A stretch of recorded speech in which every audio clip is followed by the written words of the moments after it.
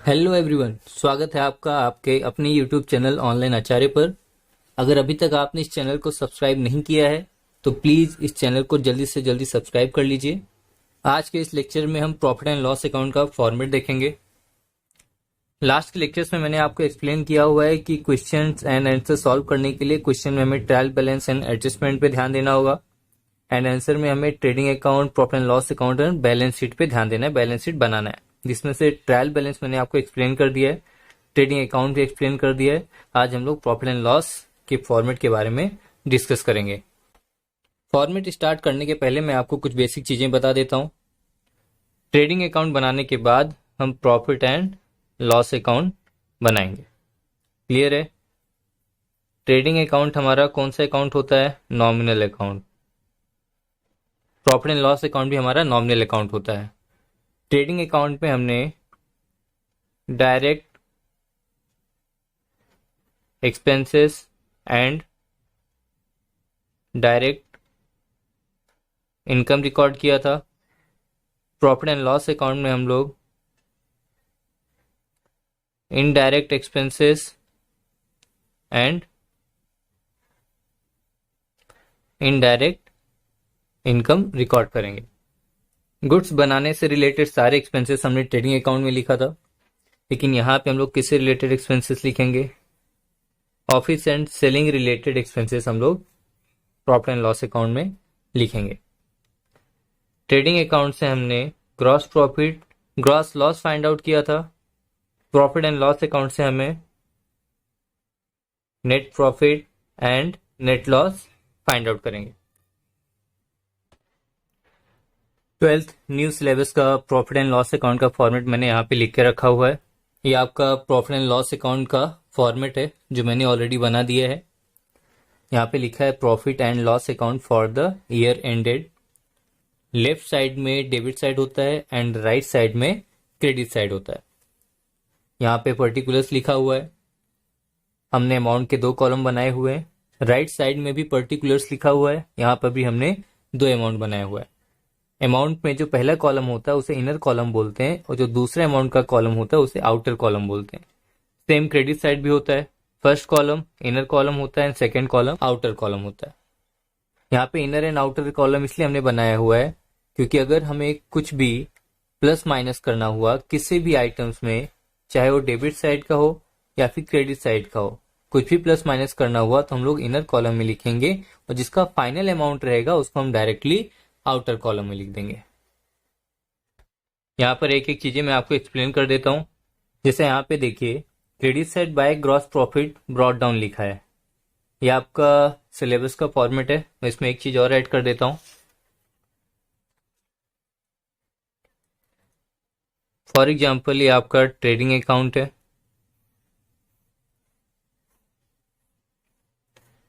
Trading account जब हमने close किया था तो हमें डेबिट साइड में क्या मिला था? 2 gross profit and credit side क्या मिला था? By gross loss. Right? Trading account के बाद हम लोग क्या अकाउंट बनाते हैं? Profit and loss account. इसका भी सेम फॉर्मेट है। Particulars amount amount, particulars amount and हमने जो ट्रेडिंग अकाउंट में क्लोज किया था gross profit and gross loss, ये कहाँ पे ट्रांसफर होगा? प्रॉफिट एंड लॉस अकाउंट में। लेकिन जो डेबिट साइड में आया था वो कहाँ पे ट्रांसफर होगा? Credit side. हम लोग यहाँ क्या लिखेंगे? By gross profit brought down. यहाँ पे हमने क्लोज किया था और जो क्रेडिट साइड में आया था उसको कहाँ लिखेंगे? Debit side. 2 gross loss brought down. तो फर्स्ट लाइन हम लोग को प्रॉफिट एंड लॉस की ग्रॉस लॉस या फिर ग्रॉस प्रॉफिट के लिए छोड़नी है। उसके बाद हम बाकी के जो भी आइटम्स रहेंगे वो यहाँ पे ट्रांसफर करेंगे। जब प्रॉफिट एंड लॉस अकाउंट हम लोग क्लोज करेंगे तो हमें क्या मिलेगा? या तो नेट प्रॉफिट या फिर नेट लॉस। क्लियर है? तो ये दोनों समझा आपको। कभी भी ये जो बैलेंस रहेगा वो क्रॉस में ही ट्रांसफर होगा। जो डेबिट में आया था वो क्रेडिट में ट्रांसफर होगा और जो क्रेडिट में आया था वो डेबिट में ट्रांसफर होगा। फॉर्मेट देखते हैं। फॉर्मेट में यहाँ पे देखिए सैलरीज लिखा हुआ है। मैंने यहाँ पे जगह नहीं छोड़ा है क्योंकि आपके 12th के सिलेबस में फॉर्मेट में नहीं था, लेकिन मैंने आपको अलग से बता दिया है। क्रेडिट साइड में देखिए बाय ग्रॉस प्रॉफिट लिखा हुआ है, ये आपका क्लियर हो गया। डेबिट साइड से स्टार्ट करते हैं। यहाँ पे देखिए सबसे पहले 2 सैलरीज लिखा हुआ है। 2 salaries and 2 salaries and wages. अगर ट्रायल बैलेंस में सैलरीज लिखा हुआ है तो हम प्रॉफिट एंड लॉस अकाउंट में लिखेंगे। वेजेस लिखा है तो हम ट्रेडिंग अकाउंट में लिखेंगे। लेकिन अगर सैलरीज एंड वेजेस दोनों साथ में लिखा हुआ है एंड दूसरा अगर वेजेस एंड सैलरीज साथ में लिखा हुआ है तो यहाँ पे जो फर्स्ट कौन सा लिखा है, सैलरी लिखा है, और यहाँ पे क्या लिखा है, वेजेस। जो पहले नंबर पे लिखा रहेगा हम उसी का रूल फॉलो करेंगे। सैलरी कहाँ पे आता है, profit and loss account. Wages कहाँ पे ट्रांसफर करते हैं, ट्रेडिंग अकाउंट। क्लियर है आपका ये। नेक्स्ट लिखा हुआ है रेंट एंड रेट्स में इलेक्ट्रिसिटी एंड लाइटिंग दिया हुआ है तो फैक्ट्री लाइटिंग रहेगा। इसमें भी दो चीजें हैं, यहाँ पे इलेक्ट्रिसिटी एंड लाइटिंग दिया हुआ है। अगर फैक्ट्री लाइटिंग दिया रहेगा ट्रेडिंग अकाउंट में लिखेंगे, ठीक है। और अगर इलेक्ट्रिसिटी एंड लाइटिंग दिया हुआ है तो हम लोग उसे कहाँ पे लिखेंगे, प्रॉफिट एंड लॉस अकाउंट में लिखेंगे। टेलीफोन एंड पोस्टेज, लेटर या फिर टेलीफोन एक्सेट्रा से रिलेटेड जो भी एक्सपेंसेस आएंगे हम लोग यहाँ पे लिखेंगे। प्रिंटिंग एंड स्टेशनरी में भी यही लिखा हुआ है कि स्टेशनरी से रिलेटेड जो भी आइटम्स रहेंगे उसका एक्सपेंस हम लोग यहाँ पे लिखेंगे। Travelling expenses of salesman, salesman किसके लिए काम कर रहा है, सेल्समैन कंपनी के लिए काम कर रहा है तो सेल्समैन का जो भी आने जाने का खर्चा होगा कंपनी के लिए, उसका खर्चा कौन पे करेगा, कंपनी पे करेगी। डेप्रिसिएशन ऑन एसेट्स, डेप्रिसिएशन का मतलब होता है reduction in the value of assets, मतलब हमारे एसेट्स की वैल्यू कम होना। फॉर एग्जाम्पल आप जो मोबाइल अभी यूज कर रहे हो वो आपने 2 साल पहले 20,000 का परचेस किया था। 2 इयर्स के बाद अगर आज आप अपना मोबाइल सोल्ड करोगे तो 20,000 का जो आपने परचेस किया था उसका 20,000 आपको नहीं मिलेगा। हो सकता है आपका मोबाइल खराब हुआ हो या फिर मार्केट में टेक्नोलॉजी चेंज हो गई हो तो आपका जो 20,000 का वैल्यू था वो क्या हो गया, कम हो गया, मतलब आपके एसेट्स की वैल्यू कम हो गई है। लोडिंग चार्जेस, जब हम गुड्स सोल्ड करते हैं तो किसी ट्रक एक्सेट्रा पर हम क्या करते हैं, सामान लोड करते हैं, वो सारे के सारे एक्सपेंसेस हमारे लोडिंग चार्जेस में आते हैं। नेक्स्ट है ऑडिट फीस, हमने जो अकाउंटिंग एंट्रीज रिकॉर्ड की है वो राइट है या रॉन्ग, उसमें कुछ फ्रॉड तो नहीं हो रहा है, ये सारी चीजें चेक करने के लिए ऑडिटर आता है तो उससे जो फीस देंगे वो ऑडिट फीस में आ जाएगा। रिपेयर्स, रिन्यूअल्स एंड मेंटेनेंस, हमारे ऑफिस का अगर कुछ सामान खराब हो गया तो उसके रिपेयर के लिए जो खर्चा आएगा, जो एक्सपेंस आएगा, हम लोग यहाँ पर लिखेंगे। इंटरेस्ट ऑन लोन, ये तो नाम से ही पता चल रहा है बहुत ज्यादा सिंपल है। अगर हमने बैंक या किसी फाइनेंशियल इंस्टीट्यूशन से लोन लिया है तो उसे लोन भी पे करेंगे और उसके ऊपर जो इंटरेस्ट रहेगा वो भी हमें बैंक को पे करना पड़ेगा। सन्ड्री एक्सपेंसेस, मिसलिनियस एक्सपेंसेस या फिर यहाँ पे जनरल एक्सपेंसेस भी होता है। तो बिजनेस के जो एक्स्ट्रा एक्सपेंस होते हैं या फिर जो छोटे मोटे एक्सपेंसेस होते हैं, न्यूज़पेपर हो गया, मैगजीन्स हो गया, ऐसे कुछ एक्सपेंसेस हम लोग यहाँ पर लिखते हैं। लॉस बाई फायर, थेफ्ट या फिर एक्सीडेंट, ये तो पता ही चल रहा है कि हमारा लॉस हो रहा है। Goods distributed as free sample, goods हमने फ्री में डिस्ट्रीब्यूट किया है, हमारे पास से गुड्स फ्री ऑफ कॉस्ट गया हुआ है तो हमारा क्या है, लॉस हुआ है। कमीशन अलाउड, कंपनी के जो सेल्समैन होते हैं, कंपनी उन्हें ऑफर देती है कि आप जितना गुड्स सोल्ड करोगे उसके ऊपर तुम्हें कुछ ना कुछ परसेंटेज मिलेगा, तो ये कंपनी का एक्सपेंस होता है। तो यहाँ पे हमने कमीशन दिया है तो हमारा एक्सपेंस हुआ है या फिर लॉस हुआ है। क्रेडिट साइड देखिए, कमीशन रिसीव्ड लिखा हुआ है, तो जैसे कंपनी कमीशन पे करती है, अलाउ करती है, वैसे कंपनी को कमीशन मिलता भी है, तो कमीशन मिलेगा तो हम लोग कहाँ पे लिखेंगे, क्रेडिट साइड लिखेंगे। नेक्स्ट, डिस्काउंट अलाउड, किसी ने हमसे अगर लार्ज क्वांटिटी में गुड्स परचेस किया है, फॉर एग्जांपल 2,10,000 का गुड्स अगर किसी ने परचेस किया, उसने बोला कि हमें 5 या 10,000 का डिस्काउंट दे दो, तो मुझसे डिस्काउंट दे देंगे क्योंकि उसने बहुत ही लार्ज क्वांटिटी में गुड्स परचेस किया है। सेम यहाँ भी होता है डिस्काउंट रिसीव्ड, जैसे हम डिस्काउंट पे करते हैं वैसे हमें डिस्काउंट मिलता भी है। नेक्स्ट लिखा हुआ है टू एडवर्टाइजमेंट। ये तो आपको पता ही होगा, डेली हम लोग देखते हैं टेलीविजन पे एडवर्टाइजमेंट आते हैं। ये भी कंपनी के एक्सपेंस का एक पार्ट होता है। कंपनी जो गुड्स बना रही है उसे मार्केट में सोल्ड करने के लिए एडवर्टाइजमेंट करती है, उसका जो एक्सपेंस आता है उसे यहाँ पे लिखते हैं। कैरेज से रिलेटेड मैंने चीजें आपको एक्सप्लेन की थी ट्रेडिंग अकाउंट में। कैरेज आउटवर्ड मतलब होता है सामान बाहर लेके आने का खर्चा।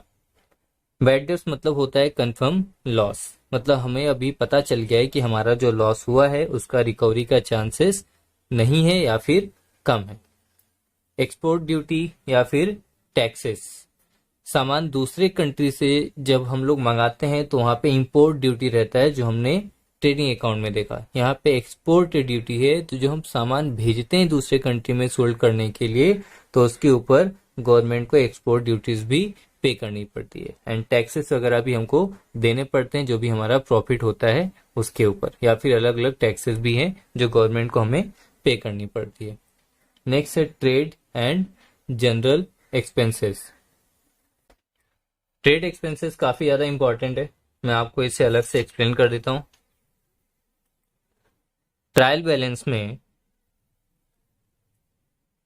हम लोग के सारी चीजें मिलेंगी। तो अगर आपको ट्रायल बैलेंस में ट्रेड एक्सपेंसेस दिया हुआ है, तो जो ट्रेड एक्सपेंसेस है वो कहाँ पे लिखेंगे हम लोग?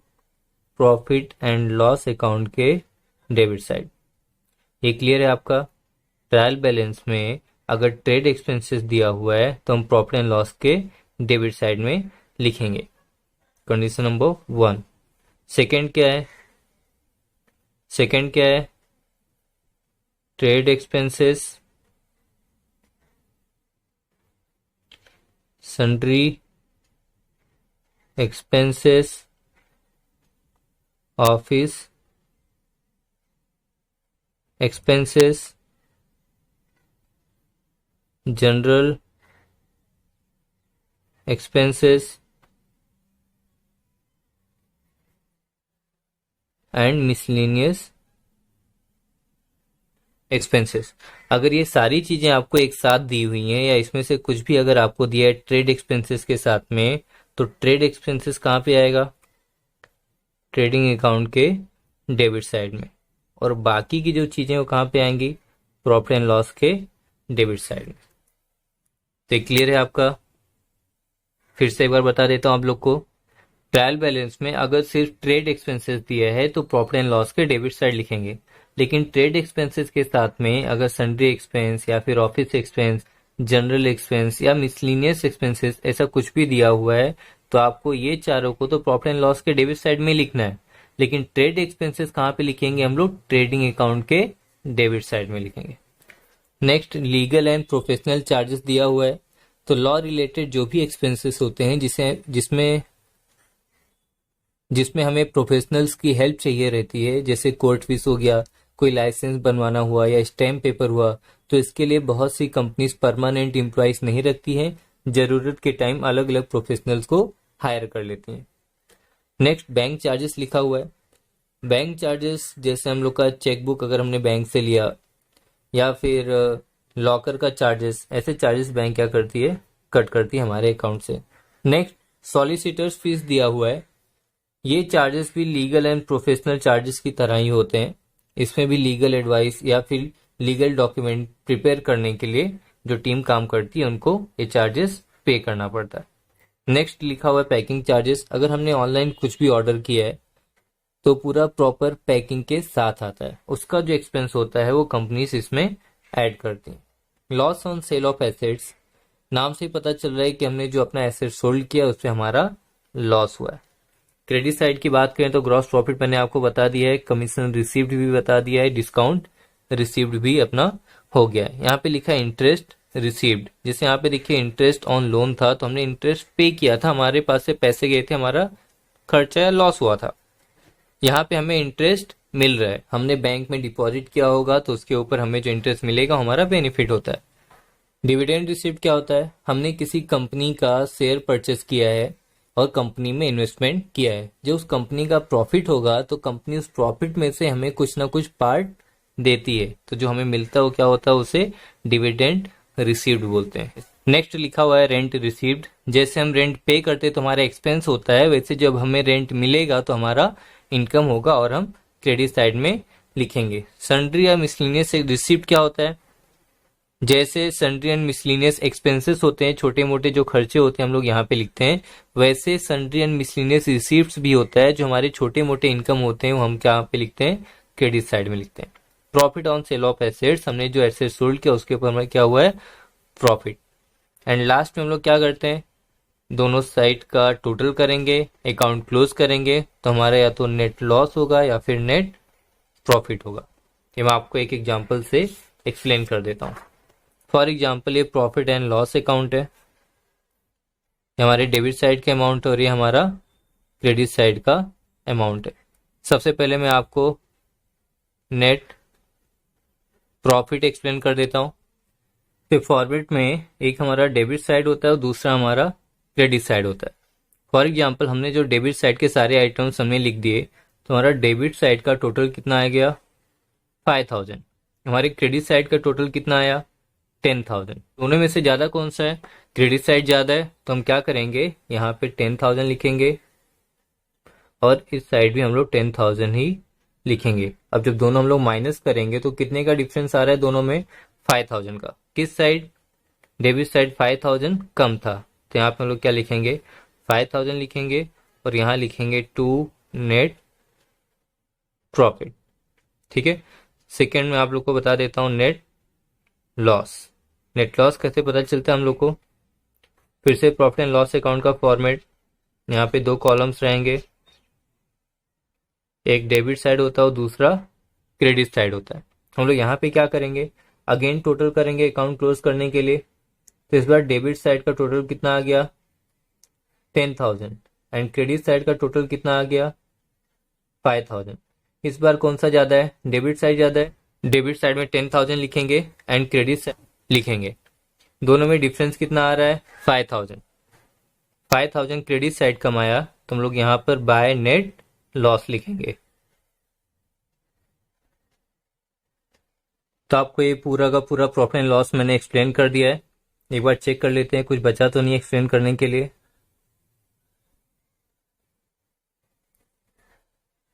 ठीक है, डेबिट एंड क्रेडिट साइड सारी की सारी चीजें कवर हो गई हैं। आज का लेक्चर यहीं पर एंड करते हैं। चैनल को सब्सक्राइब, वीडियो को लाइक एंड शेयर करना मत भूलिए। बेल आइकन को जरूर प्रेस कर दीजिए, जिससे नेक्स्ट लेक्चर की अपडेट आपको तुरंत मिल जाएगी। अगर ये लेक्चर आपको समझ में आ गया है तो अच्छी बात है, अगर समझ में नहीं आया है तो वीडियो को बार बार देखिए, आपको समझ में आ जाएगा। आप भी क्वेश्चन सॉल्व करते रहिए। अगर कुछ डाउट्स हो तो कमेंट सेक्शन में अपने डाउट पूछ सकते हैं। मैं आपके सारे डाउट्स जल्दी से जल्दी सॉल्व करने की कोशिश करूंगा। मिलते हैं नेक्स्ट लेक्चर में, तब तक के लिए गुड बाय। Thank you.